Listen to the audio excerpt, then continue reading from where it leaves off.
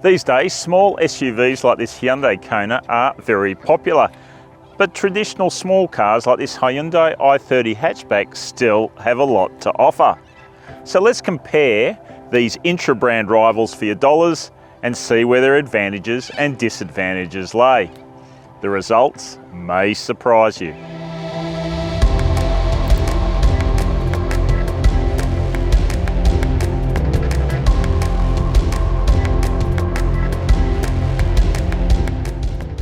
This is the third generation of the i30 and it's been in Australia for yonks. The Kona is the second generation that only launched here last year. Despite their different looks, there are lots of similarities here, including powertrains and the ability, at least theoretically, to carry 5 passengers. These two are both base models, but the i30 is a huge $6,000 cheaper. A lot of that is down to the much higher level of safety gear and tech the Kona comes with. Being in-house rivals, there's a lot of similarities when it comes to the protection offered to owners by Hyundai, including warranty duration and service intervals. Based on these prepaid cap price servicing quotes, the i30 is the cheaper car to take back to the workshop. It's been on Aussie roads so long and there's been so many sold, there's no doubt the i30 is a very familiar proposition. It has a frill-free exterior apart from its large lattice grille and complex driving light array. 16-inch alloy wheels are standard, and this polar white paint is the only one in the palette that won't cost an extra $595. It looks much more imposing and a bit spaceship, but the Kona is only a tiny bit longer than the i30. It's also a tad wider and a lot higher. It gets bigger 18-inch alloys, angular wheel arch cladding, roof rails and its own geometric LED display. The Atlas White is one of only 2 paint colours along with a green that won't set you back an extra $595. Both these cars come with 2-litre petrol engines that power the front wheels. In the case of the i30 via a 6-speed automatic transmission, and in the case of the Kona via a CVT. Despite costing quite a lot more, the Kona actually has less power and torque than the i30. However, it also claims better fuel economy.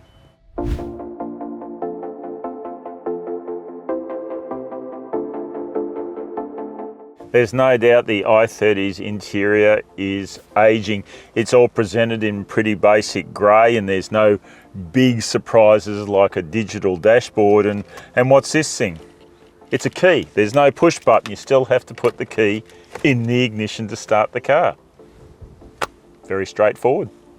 The ability to adjust the steering for reach and rake and the driver's seat for height are appreciated. So are small details like a bit of softness built into the door tops, armrests and lidded bins. It's basic, but there's been a bit of thought shown. Huge door bins in the i30 are really appreciated, and it's great the way they've been partitioned. You can also store stuff in the glove box, lidded bin and in the cup holders, and in this area at the head of the centre console. The i30 is like it's from another age. It's so simple to operate. The screen is basic with just a few functions to learn. There are hard buttons for the audio. There are hard buttons for the air conditioning system. Even the instrument panel, even though there's a digital section in the center, is as straightforward as they come. Because it's a Hyundai without sat-nav, the i30 can connect your iPhone wirelessly. Yeah, I know, it's a bit weird, right? It proved to be a bit finicky to set up. Sadly, there's no wireless charging, so you still have to carry that cable. When it comes to the reversing camera, the i30 is pretty basic. You've got one view, a couple of guidelines, and a pretty grainy view out of the screen here. All very basic. Underlining this is the base model. The i30 comes without front parking sensors, so it's all on your judgment when pulling up.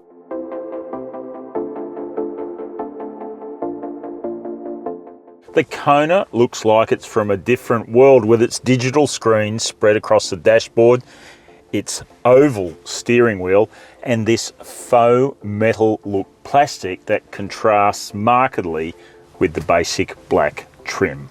And yet, for all its apparent modernity, it's noticeable the base model Kona has more harder surfaces than the i30.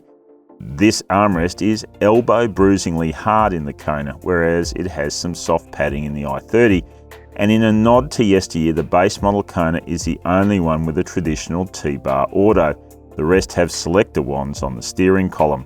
Tradition works for me in this case. The Kona has some neat touches like the ledge above the glove box and this small removable tray below the centre armrest. This area in the centre console looks like a maze but offers plenty of room for trinkets. It's noticeable the door pockets aren't quite as generous as the i30. Clearly, the Kona has a whole lot more tech on board than the i30. It starts with stuff like this remote access key, but the big deal is this 12.3-inch infotainment touchscreen on the dashboard that sits under a single piece of glass alongside the digital instrument panel. Like the i30, the Kona misses out on embedded sat-nav, so its system also allows wireless iPhone connection. In this case, there is also wireless phone charging. Both cars have basic 6-speaker audio systems. Again, like the i30, the Kona comes with a reversing camera rather than a 360-degree view, but there are at least multiple views on offer, including a widescreen. And the Kona also tops the i30 with front parking sensors, so not so much guesswork in car parks. Spec for spec, it's the Kona which emerges ahead of the i30 when it comes to infotainment.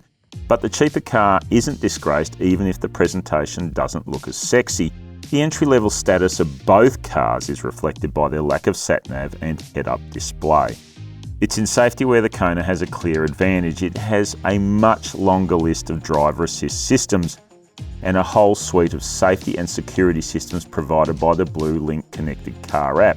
Stuff like SOS calls and the ability to unlock and lock the car remotely. But the Kona only gets a 4-star ANCAP rating tested against tough 2023 protocols. The i30 has 5 stars but against ancient 2017 protocols. So neither of these two is an ANCAP superstar.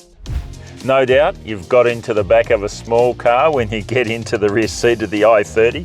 There's just not enough leg room here for a 180 centimetre person like me to sit behind a 180 centimetre driver. It's all a bit tweaked. Hyundai tries to make up for the lack of leg space with plenty of rear features, including adjustable aircon vents, seat back string nets, large door bins and a fold-down armrest with cup holders. The Kona is clearly the better car for backseat passengers. Look, it's only slightly longer in its wheelbase and overall than the i30, but there's just more space in every direction here for passengers. It's really clever and efficient design. While there's a lot in common with the i30 in terms of equipment back here, the Kona sprints ahead by offering dual USB-C points. That makes up for the smaller and less useful door bins. Flip up the tailgates, no power assistance here, and you'll find the Kona has the larger and easier area to access. The i30 has this substantial lip you have to lift up and over to get into the boot. Unlike the Kona, it also doesn't have storage bins to help stop small items rolling about. Split fold rear seats, and Hyundai claims the i30 actually has more boot space. But because the Kona is 30mm wider, it just doesn't feel like it. It's easier to load stuff like bicycles in the Kona. Okay, so far, so interesting. The newer Kona has really been given something to think about by its older opponent. So let's hit the road and see if that trend continues.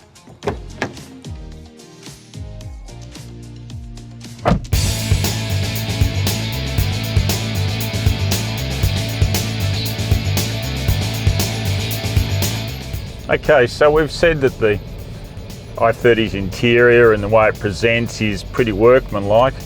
Well, the driving experience has got a bit more to it than that. Let's start with the engine. It's got a bit of zest, this 120 kilowatt 4-cylinder.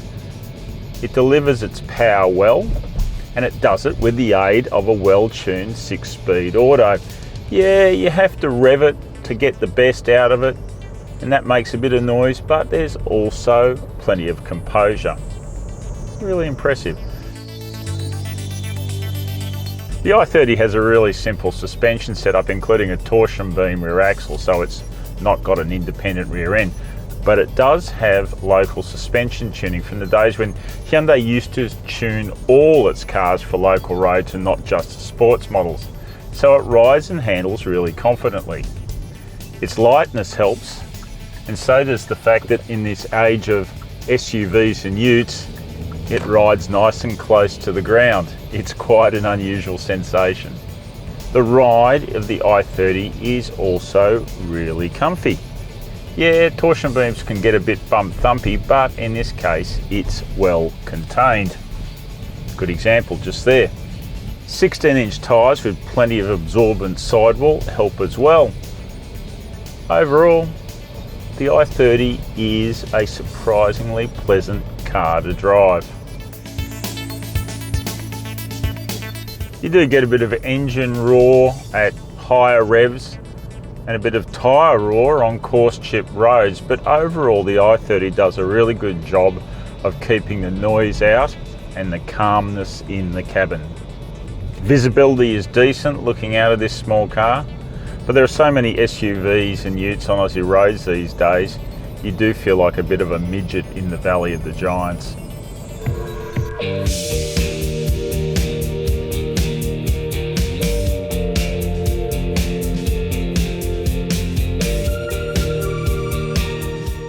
The Kona isn't one of those giants, but it's still a literal step up from the i30, at least in terms of ride height. But in terms of driving, it's not a step on. For a start, even before you do get rolling, you're going to have to switch off the hyperactive driver monitoring and overspeed functions that ding at you constantly. If you can cope with them, you've got far more patience than me.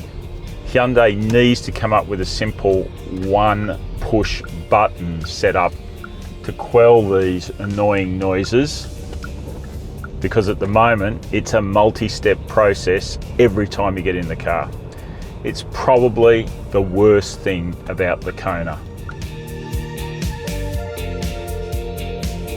The Kona is also slower than the i30. It's got a detuned engine and it's heavier, so you have to hit the throttle pretty hard to get going. And that means lots of sustained and intrusive revving from the CVT transmission. The Kona sits on a rear torsion beam like the i30, but it has a taller centre of gravity, it has a heavier mass, and it doesn't have localised suspension tuning, so it just doesn't feel quite as switched on in its handling and steering as the i30. The good thing is it's got very light steering, which is great for around town. When it comes to the ride and you add in the Kona's 18-inch lower profile rubber and the other factors we've already mentioned above, including the lack of local tuning, and it's no surprise its ride isn't quite as refined as the i30. Look, it all feels similar, it's just that bit sharper and more aggressive over obstacles like speed bumps and through sharp edge potholes. That's especially noticeable in the rear. That CVT induced sustained engine roar under acceleration certainly has an impact on the Kona's peace and quiet in the cabin, but otherwise it's really darn good, certainly on a par with the i30 for things like tyre roar. There's no doubt in terms of visibility, the Kona does a better job than the i30, in part just because you're sitting up closer to the eye line of all those SUV and ute drivers. And here's another win for the Kona: fuel economy. On a 175 kilometre loop that was driven back to back, the Kona's economy tuned engine and CVT paid off. Mind you, the i30 also undercut its claimed average, although both are a fair way behind hybrid drivetrains. So definitely there are positives and minuses for both cars across the driving experience. But it's fair to say I didn't expect the i30 to be as good as it was, and I also expected the Kona to be better. So there you have it. The i30 is a budget buy with great manners, decent comfort and an acceptable amount of kit.